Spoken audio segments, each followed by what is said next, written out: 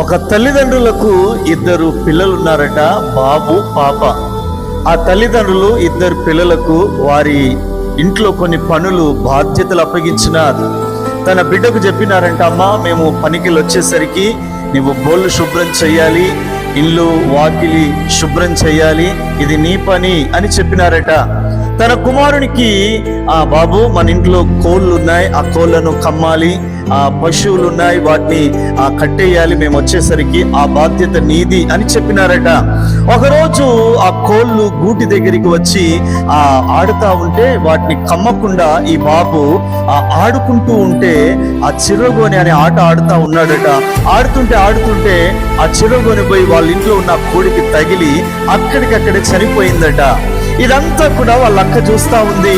చూసి, ఆ కోడిని చంపినావు కదా, నాన్నొచ్చిన తర్వాత అమ్మ వచ్చిన తర్వాత నీ పని చెప్తా, నేను అమ్మకి చెప్తాను, నాన్నకు చెప్తానని భయపెడతా ఉంటే పాప నేను చాలా భయపడిపోయి, అక్క నువ్వు ఏ పని చెప్పినా చేస్తా గాని నేను కోడిని చంపినా అని మమ్మీ డాడీకి అమ్మ నాన్నకు చెప్పొద్దు అని చెప్పినాడట. అప్పుడు ఆ మందట, మరి నేను తోమే శుభ్రం చేసే ఈ బోళ్ళను నువ్వు శుభ్రం చేస్తే, నేను ఊడ్చే ఇల్లు వాకిల్ని నీవు శుభ్రం చేస్తే నేను అమ్మ నాన్నకు చెప్పను అనందంట. పాపం ఎక్కడ చెబుతుందో అనే భయంతో కొన్ని రోజుల నుండి బోళ్ళు ఆయనే శుభ్రం చేస్తున్నాడు, ఇల్లు వాకిలు ఆయన్ని శుభ్రం చేస్తున్నాడు, విసిగిపోతున్నాడు. అక్క చేతులు నొప్పెడుతున్నాయనంటే ఆ కోడి గురించి అమ్మకు నాన్నకు చెప్తానని భయపెడతా ఉందంట. ఈయన అనుకున్నాడు, ఎన్ని రోజులు నేను ఇట్లా భయపడాలి అని చెప్పి. ఒకరోజు వాళ్ళ అమ్మ నాన్న పన్నుండి రాగానే, అమ్మా నాన్న నేను ఫలానా రోజు మన ఇంట్లో కోడి చనిపోయింది కదా, అది నేనే చంపినాను, ఆడుకుంటా ఉంటే అన్ఎక్స్పెక్టెడ్ గా దానికి తగిలి చనిపోయింది, దానికి నన్ను అక్క బ్లాక్ మెయిల్ చేస్తూ తన పనులన్నీ నాకు చేపిస్తుంది అని చెప్పినాడట.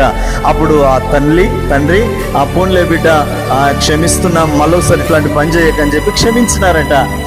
వాళ్ళు క్షమాపణ దొరికింది, వాళ్ళు పనికి వెళ్ళిపోయినారు. మళ్ళీ అక్క వచ్చి బోళ్ళు శుభ్రం చేయనంటే నేను చెయ్యను అంటున్నాడట. ఏంటి నాన్నకు అమ్మకు చెప్పాలంటే చెప్పుకో అన్నాడట. హల్లెలూయా. తల్లిదండ్రుల దగ్గర గొప్ప విడుదల దొరికింది. అందుకే వాక్యం చెప్తాది, అతిక్రమములు దాచిపెట్టువాడు వర్ధిల్లడు, కానీ వాటిని ఒప్పుకొని విడిచిపెట్టువాడు దేవుని కనికరాన్ని పొందుతాడు. హల్లెలూయా.